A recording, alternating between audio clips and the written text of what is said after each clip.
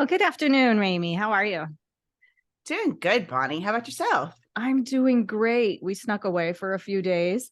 We have a cabin in Eastern Washington, so we're up here in the trees and the sticks and Playing in the snow. playing in the snow. Although Mama stayed inside yesterday, it's like I'm like, yeah, Ah, I can see you. You go have fun. oh. It's warm in here. Yeah. Yeah. And it's hot here, so it's just the two opposite ends for us. But It's always so weird, isn't it? isn't it? I Yeah. know. I'm wrapped up in a sweater with slippers on and the heat going, and Yeah, and I've got you're t-shirt, sweating. no shoes. Yeah. Yeah. Oh, well. Yeah. Well, what are we talking about today, Rainey? All right. Well, we're gonna come in hot, our Okay. tribe. So listen to us here. We're coming in with no script, and we are gonna talk about what it's like to be a Gen X woman. And this could either be a hot mess or it could be the most amazing thing we've ever done. Either way, we're doing it. Yeah, we're keeping it real Yeah. today for sure. Yeah. And I think we're both excited about it. We were just chit-chatting a little bit before I pushed record, how this has somewhat come full circle, just the aha moments of what it really means to be a Gen X woman. It's like all the Yeah. dots are starting to connect. So that's what we want to talk about today, and just see if it sparks an aha moment in you all out there. Or you know what, if it doesn't, we were also talking about that, is it all of us, is it us, is it other generations? So we'd love to hear your opinion on it.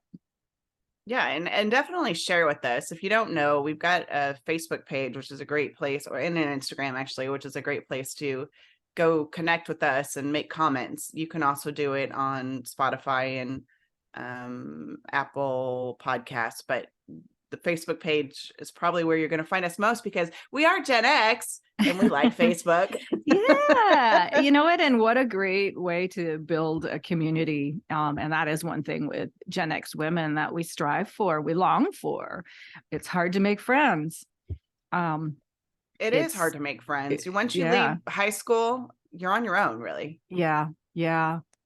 Yeah, so go check out the Facebook. We'll put the link in show notes, and we'd love to see you there. And let's build a tribe of these like-minded women and see where that goes.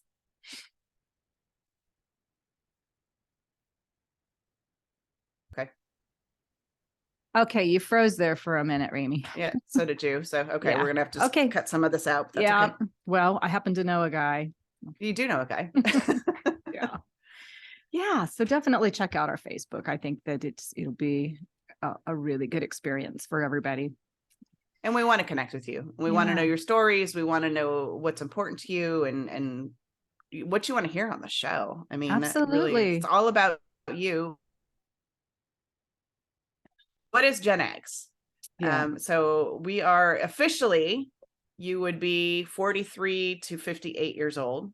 Mhm. But I think we're talking to you if you are somewhere between 40 and 60, truly. Right. Because there's some varying opinions on where it stops and starts, and honestly, to a degree, like, who cares? It's a mindset.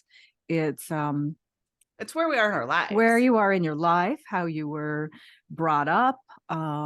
There's all these factors. You could be like, I'm on the older end of Gen X, whereas you, Remi, would be probably right in the Kind of right middle. in the middle, right in the middle. Yeah. Yep. And I have a daughter born in 86. So She's a late millennial. Yep. she's yeah, she's one of on that cusp a little bit as well. But knowing her um core and her personal beliefs, I would consider her more along the line of a Gen X as well. So Okay. anywho, if you're feeling discriminated because you're not born between 65 and 1980, don't. Yeah, right. You're like, well, Right. now I just got to go. That's not me. So anyway, Yeah. yeah. So So when we decided we were going to talk about this, I've been brainstorming a little bit, just things that I think that we should talk about. And so let's start with how we were raised differently than our boomer parents.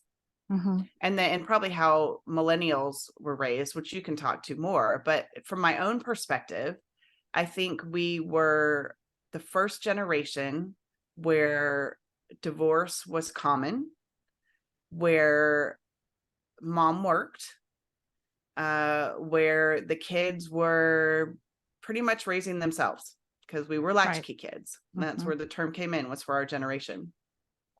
Do you agree? Do you relate with that? I know your parents were married, I think, but yeah, mine's a little bit different because of being a bit older. So my parents they were young, so I would say they were young baby boomers, but we were raised more with the traditional stay-at-home mom.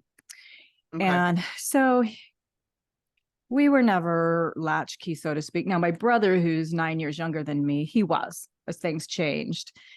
Sure. He definitely was. But my other brother and I were more in, mom was home every night, traditional, father knows best sort of thing. Dinner was ready. We were clean. The house was clean.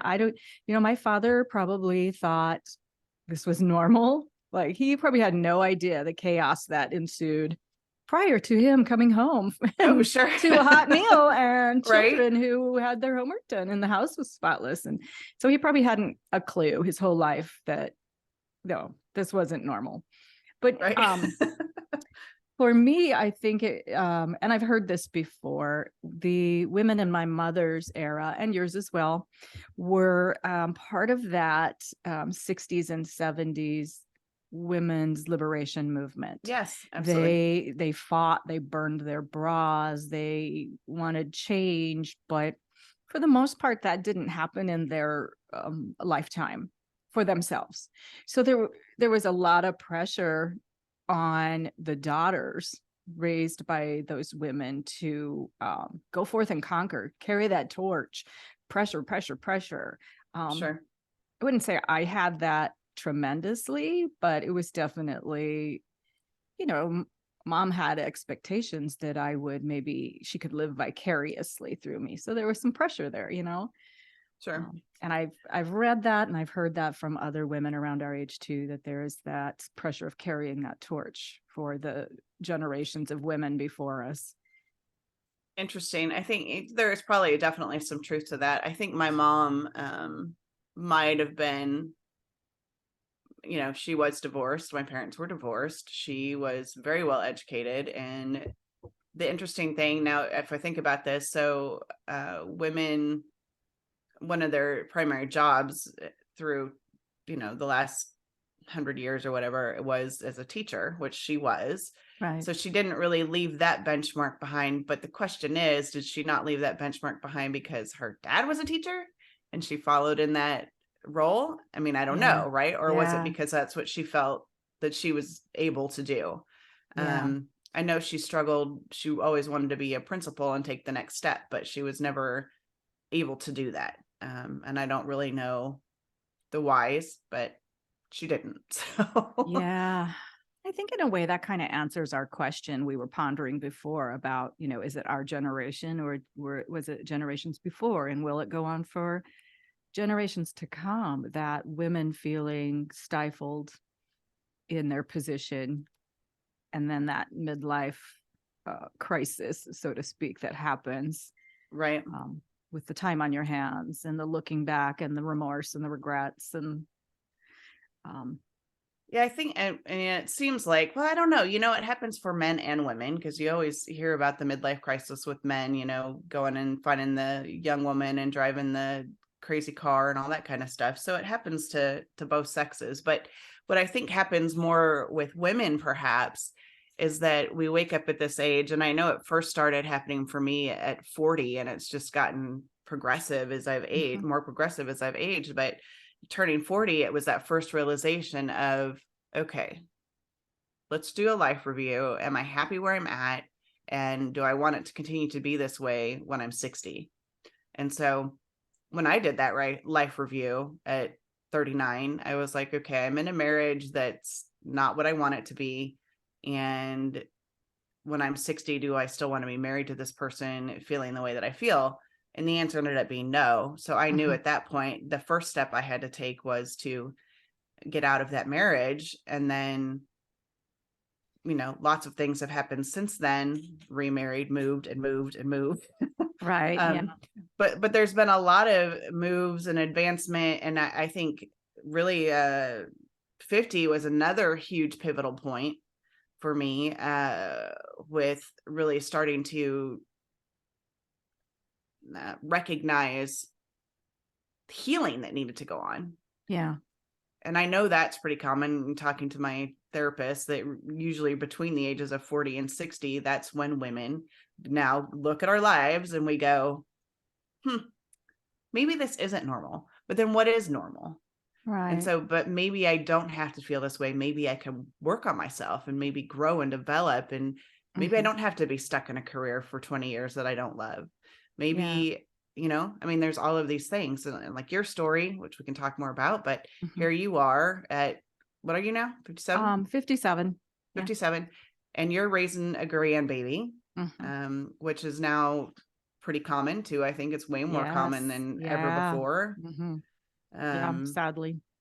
Addictions have gone cray cray, Mhm. right? And Yes. I think so often it starts, I know we've talked about this a little bit, but um, historically, we didn't have the opioids that we have now.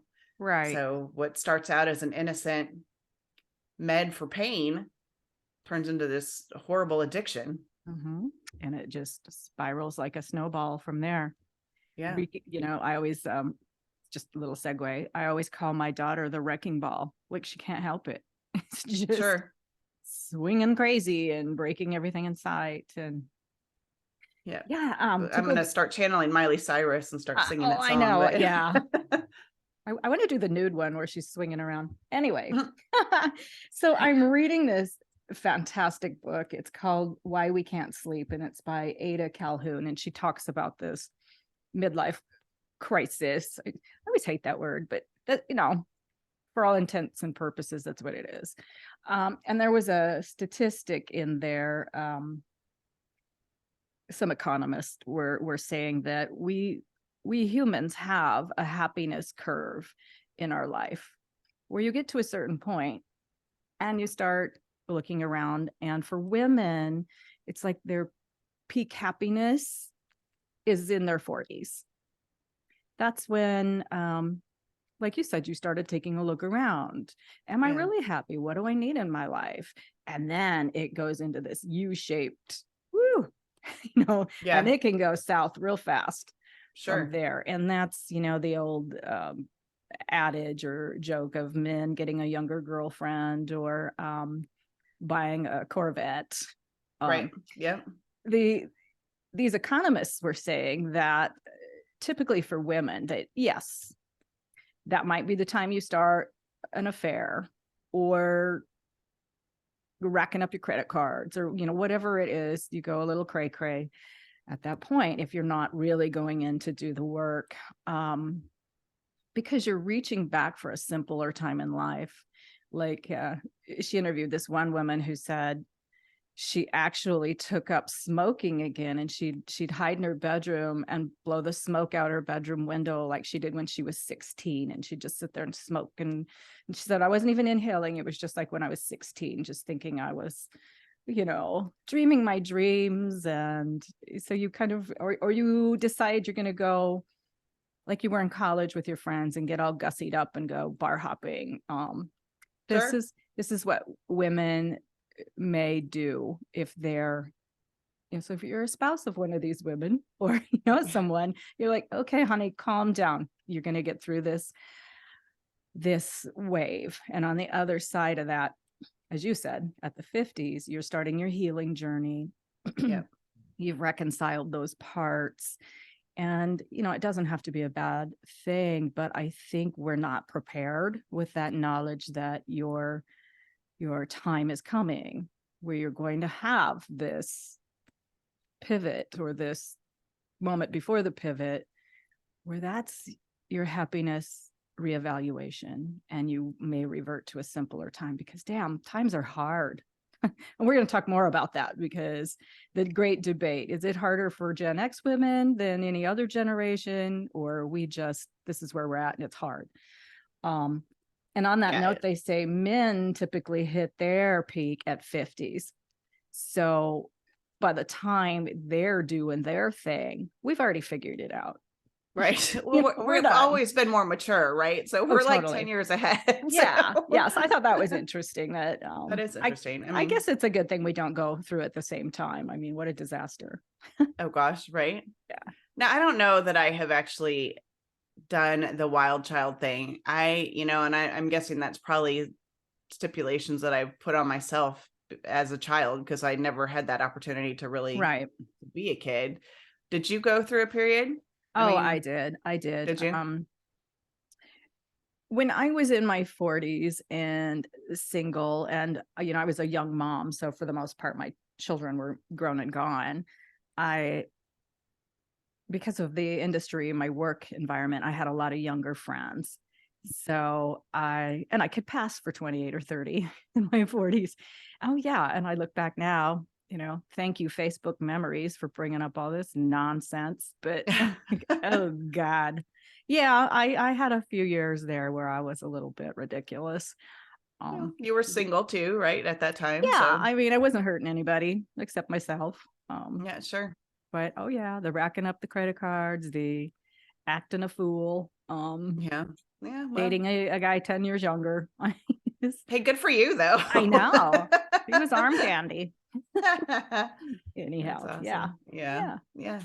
And you're right. And we all go through these different phases. And I think I think we're all now, depending on where you are in your journey, you and I are, Bonnie, we're in that healing phase of recognizing what happened to us as a child growing up. Right. And now, okay, we've recognized it. Now, how do we forgive and how do we move forward and how do we heal and what does all it go into that? Right. So that's kind of where we are. But let's talk about other things too, where people in our age group, what they might be going through. So some big things, we talked about a couple, but retirement, right? Yeah. A lot of people are retirement age and trying to figure out what's next, especially if they're able to retire early. What's next for them. Yeah.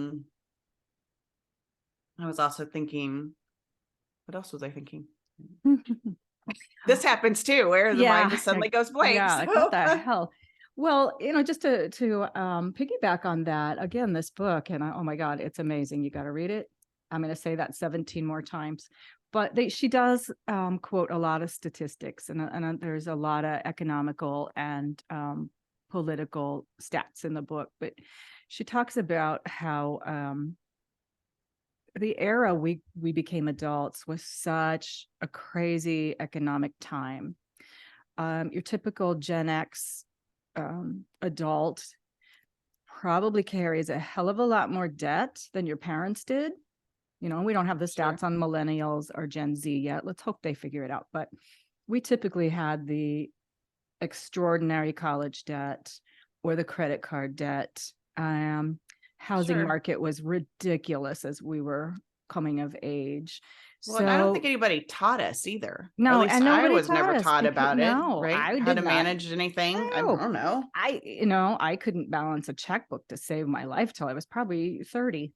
So we weren't taught any of these things. So we were just flailing and we were having a good time. The peaks and valleys of the economy were just nuts. There was a big, the evolution of the tech industry and the stock markets and all those, fun movies we watch, based on that. So there's a problem, I think, economically now, particularly with women, that you've reached this age of encroaching retirement and you probably don't have a savings. Yeah. You don't have a plan. You might be raising a grandchild. Yeah. You're also taking care of elderly parents because baby boomers live longer now. Sure. I mean, good. I'm going to keep my mom around a lot longer and I'm happy for that. But it's the truth. And you are now in the middle. maybe more than the middle. If you've got also, there's people who had children later in life. So they're raising kids and Younger taking kids. care of Right, because it's pretty parents. common, I guess, Yeah. for our generation to Yeah. not start having their kids until 35, 40 years old. So Yeah, exactly. Because they were chasing that the career, American woman career trying to dream. do it all. Yeah, the Mary Tyler Moore thing. Do So it where was I all. going with that? So yeah, facing retirement. I think that that's an issue for a lot of Gen X women. It's like, oh my God, Well, am I ever going to be able to retire? am I ever going to retire? Yeah. Or, you hear two sides of the story. It's like, I never saved, so I'm never going to be able to retire, and I'm not going to be able to afford to live on Social Security. So what am I going to do? So that's Right. one piece of it. So And yeah, then, thank you, baby boomers, for messing that up for us. yeah, right. Oh, Yeah. and I don't know what mine, I think mine says that I'm not officially, I think you have to be 78 now or some stupid age to get the full I don't payout. know. I don't know. It's like whatever. I trust it'll somewhat be there for me, but will it be there as I need it? I mean, my mother's already collecting Social Security, and Sure. it's not what she expected and not what she needs. Right. So it's declined even for the baby boomers at this point. Yeah. And realistically, it's never going to be enough to live on. It's not. No, If one person social is not going to do it. Right. So here's another dilemma we have. Okay, so you've wrapped your head around, I may have to work forever, but I would like to find something I love to do. Sure. Yeah. And that's a big thing. Yeah. So there's two problems I see happening. And just from some of the stats I've read, you may be in the workplace already in a job you like, you love, maybe you want to move up. They are typically overlooking the 50-year-old woman, particularly in something like a tech industry where maybe they need someone to do social media work, any sort of analytics that go with any online business. You could be brilliant at it, and there's still that prejudiced, and they are often being overlooked for those positions. They're not even being asked. Sure. I mean, ageism is a real thing. It's really absolutely is a real thing. And and then you spiral into this feeling invisible. Then trying to go out and find another job, you're also faced with that ageism and discrimination. It's a real thing. It is a real thing. And I think our generation has probably been the real kicker for small business. Mm-hmm. I think we've come to realize on a lot of these things that we're not going to be what we want to be working for someone else.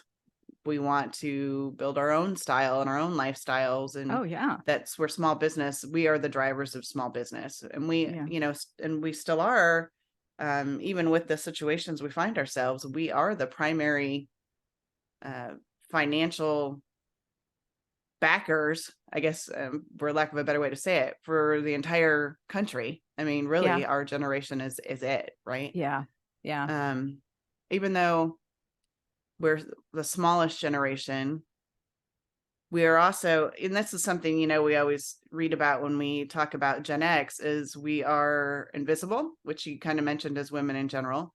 We're the forgotten generation. And we're also, when it comes to like politics and the way the world is run, we are the silent majority. And so for whatever reason, and maybe we can dig into this a little bit, we're silent, we're quiet, we don't tell our stories, we don't use our voice. And I don't know if that's the carryover from boomer parents, the be seen, don't be heard kind of thing, or I don't know what it is. Maybe. I mean, we're also a very cynical and sarcastic bunch. We don't see the utopia that maybe our post-war baby boomer parents saw, or our grandparents even before them.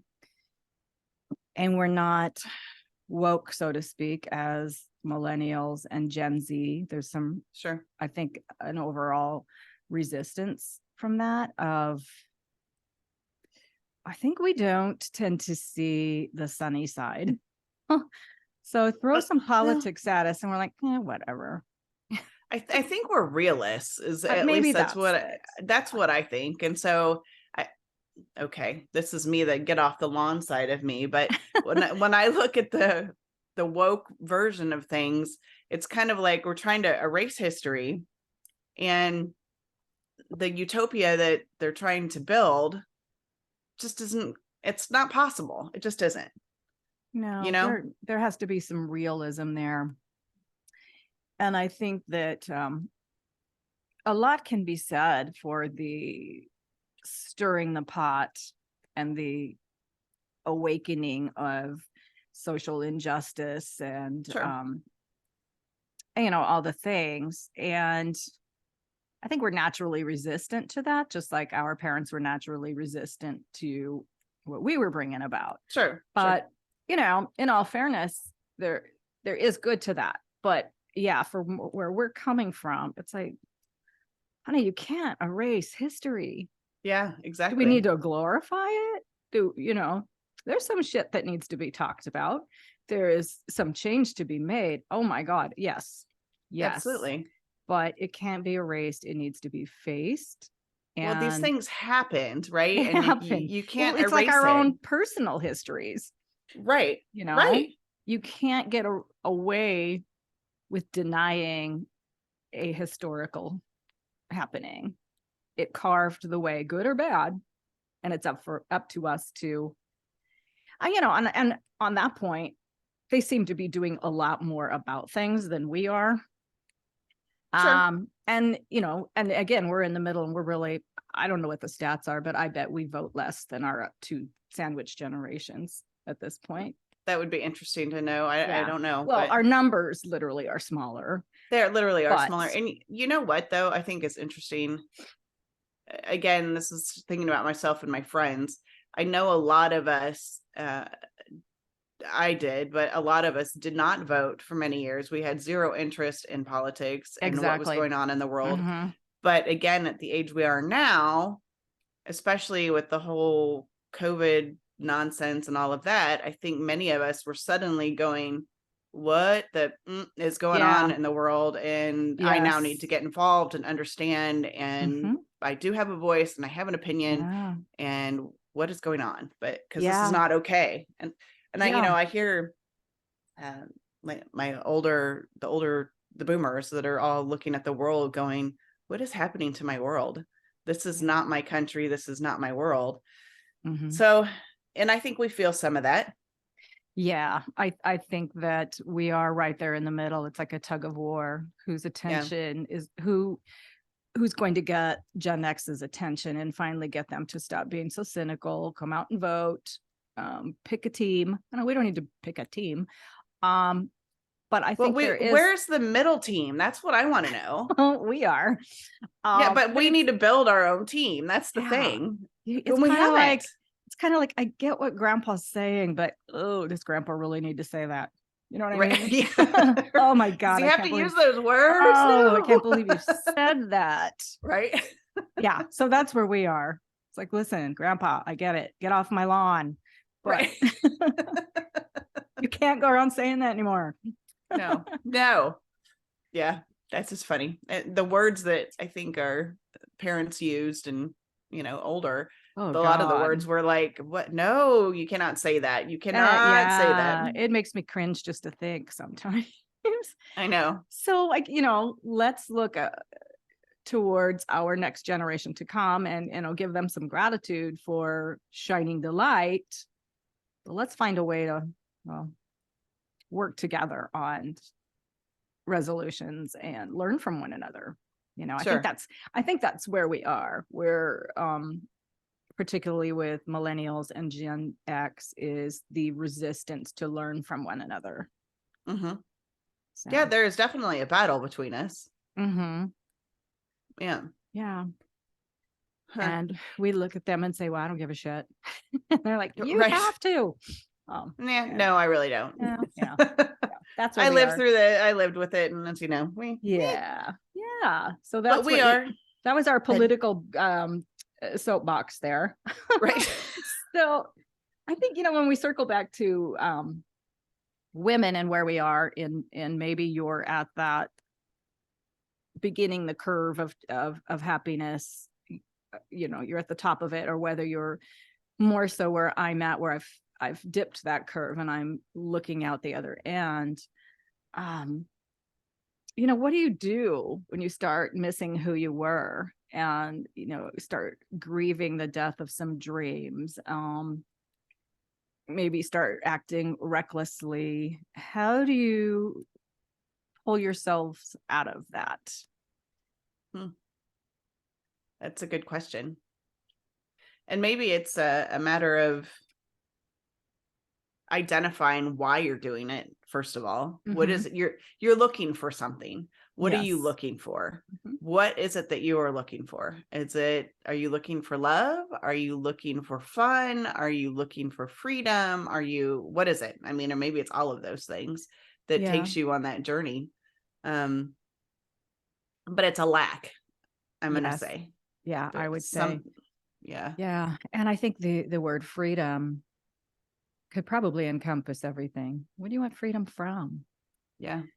Financial freedom, independence, um, freedom in your own skin. I mean, God, let's talk about that. Now we're also going through massive Menopause and hormone yeah. garbage. And like, who is this person that's looking Yeah. out the mirror at me? Yeah. It's what a crazy time. And I It know is. that's not, Gen X exclusive. Every woman has an Goes through it, but evolution, and this is the phase of life our generation happens to be in, whether you're perimenopausal or menopausal, or not recognizing your own body anymore. That's rough. yeah. Yeah. Yeah. Your own body and even your own mind in a way, right? Because Right. anxiety ties into a lot of this, and depression ties into a lot of this, and a lot of, I think, and at least I know this for me, we go through life for such a long time thinking everything's fine, and we're all good. And Mhm. then all of a sudden something happens, some sort of triggering situation where you kind of go, okay, it's not okay. So what do I do from here? Yeah. Yeah. Do I need to go deal with my history, or do I need to start figuring out what it is that I want and figure out how to drive forward? Yeah. So sometimes it's a combination of both. Mm-hmm. You know what? Again, just like our financial situations, we were never taught. I mean, my mother didn't know to sit me down and say, girl, listen, you think your periods are bad? Wait till you get to menopause. Or you're going to go through this midlife crisis, or, Yeah. we just weren't taught. And how do you get on the other end of that? What are alternative therapies to hormone replacement? And I know Well, that's ever changing. it So, is. And I don't even think our parents really had an option. It was either you do nothing or you get hormone replacements, and hormone replacements can be dangerous, unfortunately. yeah, So we have to be really careful and evaluate everything. yeah, But, I think, and I'm not a doctor, so I'm just speaking what I think I remember, but it seems like if you take straight estrogen, without something else, maybe it's with progesterone, I don't know. yeah. I Again, think don't it quote me, is. but it can cause Alzheimer's. And Yeah, so breast there, and cancer. breast cancer, all kinds of stuff. And Mhm. so we have to be really careful and, really make sure you're doing the reading and understanding what it is you are putting in your body. Yeah, Um, yeah, Speaking of that, so this is always an interesting conversation that is happening to our generation too, and now every generation below us, but what we put in our bodies. So gluten is one of these things where for years and years and years, everybody ate their bread, sure. and That was a staple. yeah, it's a staple. But now more and more people are affected by gluten because it's Yeah. changed. Now, so our flour has more gluten in it now than it ever has. and that's not, it's GMO'd, and it is treated with heavy chemicals.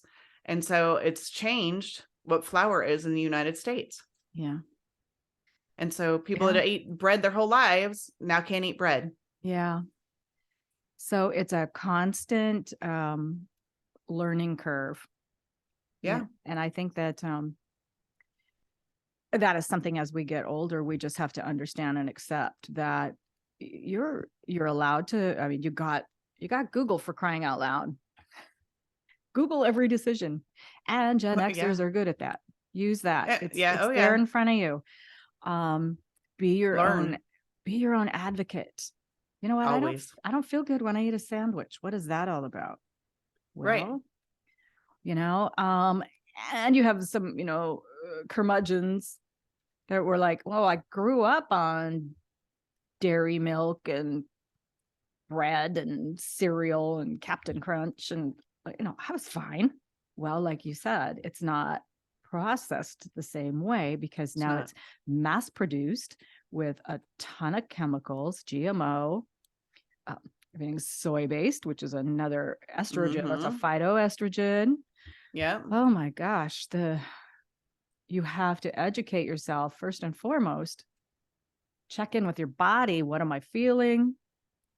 Where am I feeling it? Start eliminating things and determine, do I feel better?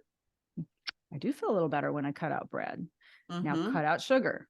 Now cut out alcohol. Now, and start determining where I am that makes me feel good. You have to. You cannot just go by, well, shoot, I drank Tab Cola and ate donuts. Oh God, Tab. Just, Tab and Fresca. Oh yeah, yep. But chock full of aspartame, that was fine. Yeah. But anyway, be your own. That kills rats. Anyway. Yeah, and millennials. No, I meant to say Gen X, but also millennials. Stay away from that. Yeah. Be your own advocate. Use that search engine for your optimal health, as well as whatever is you're searching. We look at reviews for everything to make our decisions, and that carries on to Gen X too, or the millennials. But I know for us, we always are looking at reviews to decide, okay, do I want to go to this restaurant? Do I want to stay at this hotel?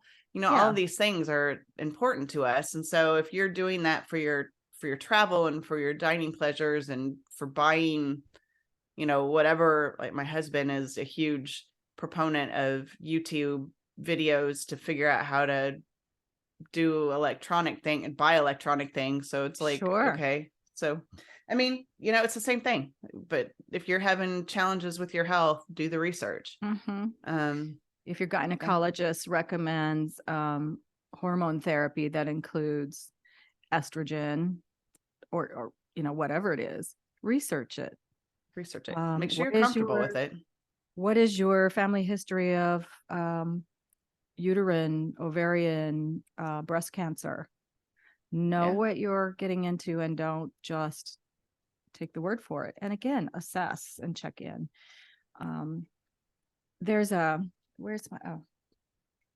quote, and I had it on my phone from this book. Damn it, it's in the other room. About riding that curve, that happiness curve, that you can surf that wave.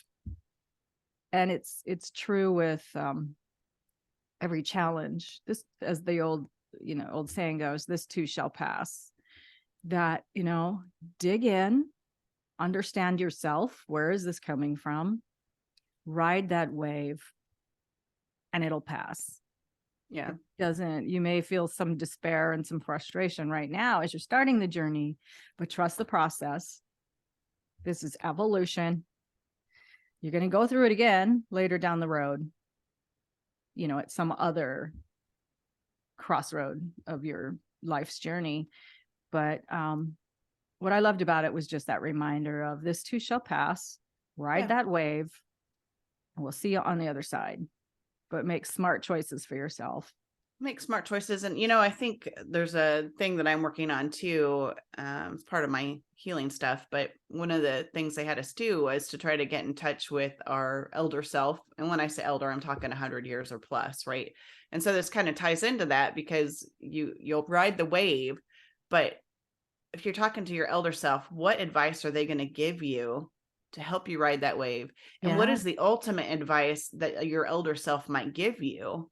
And so I think if we think about that, I don't know if we're all going to come up with the same thing, but I think the majority of us are going to come up with something similar. And it's going to be live with no regrets, because you don't want to be on your deathbed full of regrets. That's not a good Right. place to be. Right. And so as you're doing the wave, right, what can you do? What adjustments can you make to your life and to the way that you treat yourself and the way that you talk to yourself? What are the things that you can do to let go of regret? Mm-hmm. Because I think this is important. And, you know, and do things. And I know, like, one of my big things is to stop holding myself back in fear, to start living my life to the fullest. And that's what I want for everyone else. So why do I limit myself? And I need to stop doing that. And so but I think these are things that we need to think of as we are in this point in our life. Who do we want to be? How do we want to be known? How do we want to be perceived?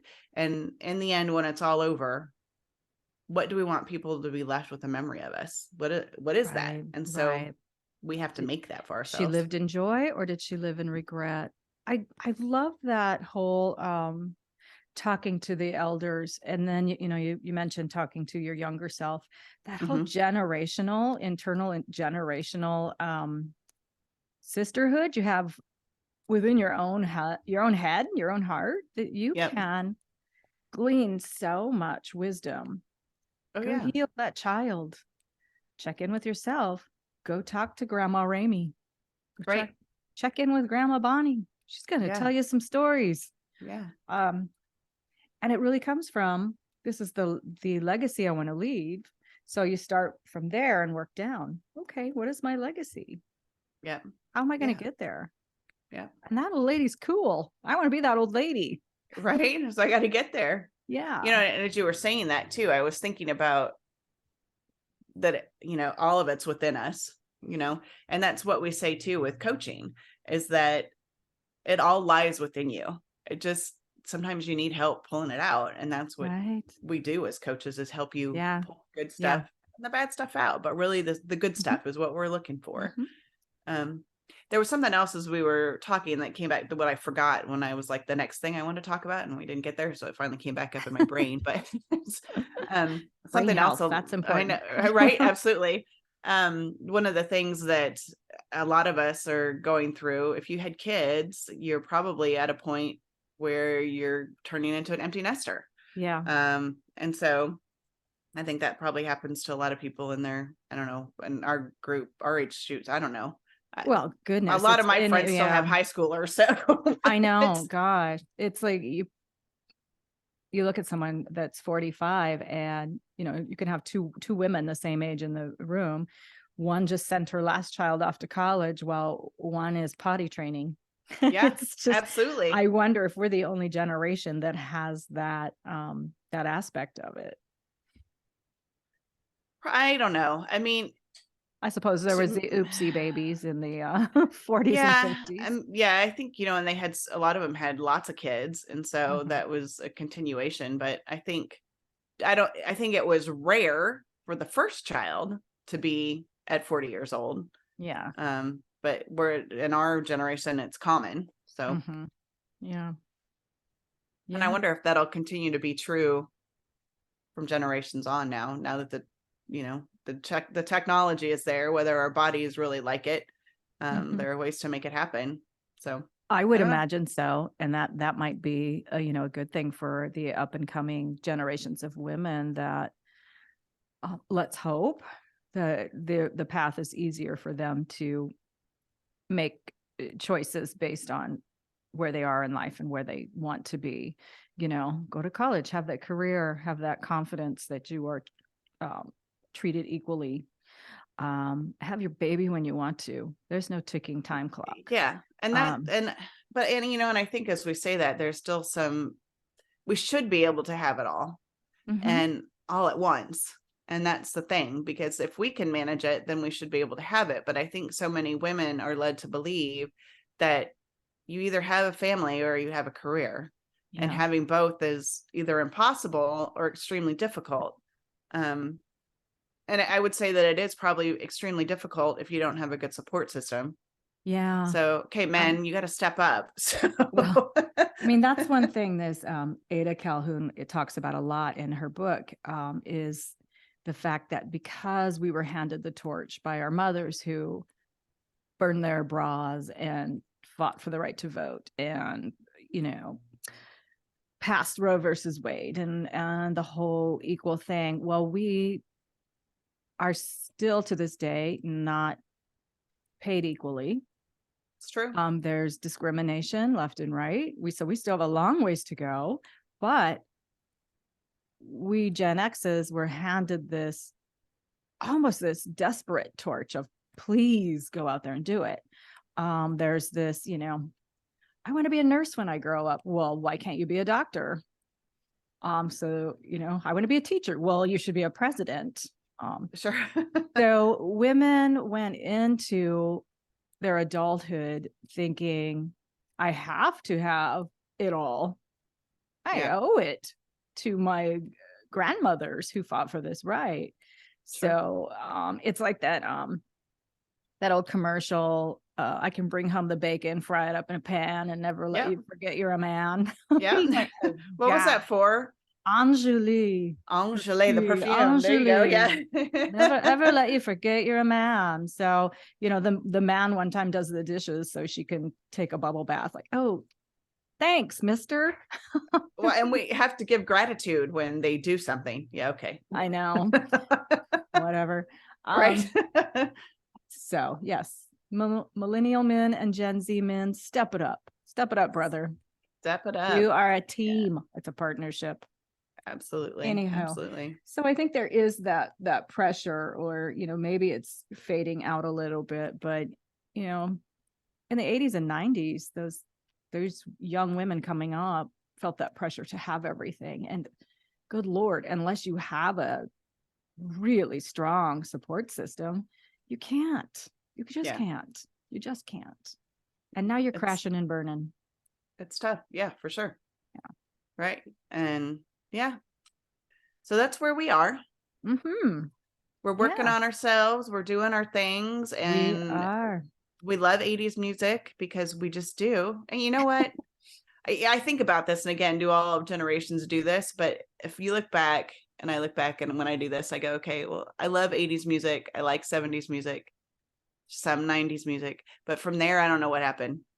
Oh, it doesn't have any personality. And now, does everybody think that? I don't know. You know what? I think they probably do. My husband, he was born in 1962. So, yeah, I mean, he's not that much older, but he's technically baby boomer. Yeah. His taste in music tends to be the heavy metal, old rock and roll. Well, this is mine too. My husband's the same. Yeah. Which I like. But he'll, that was the shit back then. Whereas I'm more 80s. Anything from the 80s hair bands to Madonna. I love me some Madonna to this day. I'm gonna rock to that. And we both cringe sometimes at each other's playlists. Sure. Oh, we do too. So yeah, but both of us can agree, like, oh, that's terrible. You call that music when you listen to the all right. So I have to ask, what is your like in between music that you both appreciate? I think we really like some of the early 80s, what you would call hair metal bands, like Van Halen, Aerosmith, Sammy Hagar. Poison, yeah. We both fight over who loves Sammy Hagar more, me or him. Okay, it's me. But yes, so we can definitely find playlists that we will enjoy. Yeah, I think we end up with yacht rock is probably what I would consider our medium, where we both are like, okay, we both like this. So anyway. Yeah, totally. Yeah. So yeah. Anyway. So let's just give a shout out to our Gen X women. We feel you, we see you, we hear you. And you're not alone. And like we were saying, just be your own advocate, do your research. Join our Facebook group.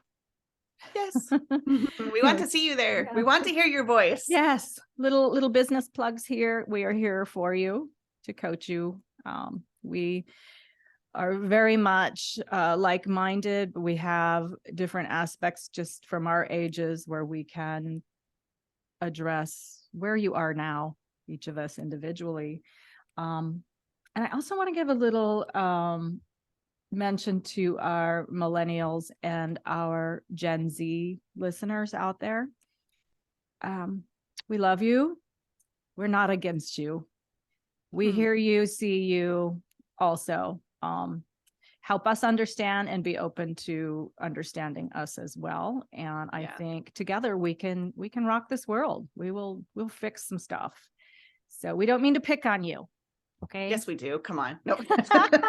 Yes. No more so than you pick on us. Okay. And exactly. Well, they don't even know we exist. We're all boomers, so we don't exist. So hi, we're here. Hello. We're here. Hello. We exist. Yeah. We are called Gen X, and don't poke sticks at us because we're very mean and sarcastic when cornered. Yeah. And then, so I think as we go out, I do want to make sure that our audience knows that we are adding a new segment to our show. And coming forward, we'll start next week. We will start doing some coaching live on the show. So we're really excited to do this. And if you are interested in participating in this, again, Facebook's probably the best way to catch us. But if you would like to be coached on the show, go to our Conversations on Life, Work, and Love Facebook page and send us a note and let us know that you're interested in being coached live. So we will have our first, as I said, next week, and that will not necessarily be everything that we do going forward, but we will be doing a lot of that because we want you to see what it's like to be coached. Exactly. All right, everyone, go out and have a wonderful week and be nice to each other. Let's learn from one another. Until next week.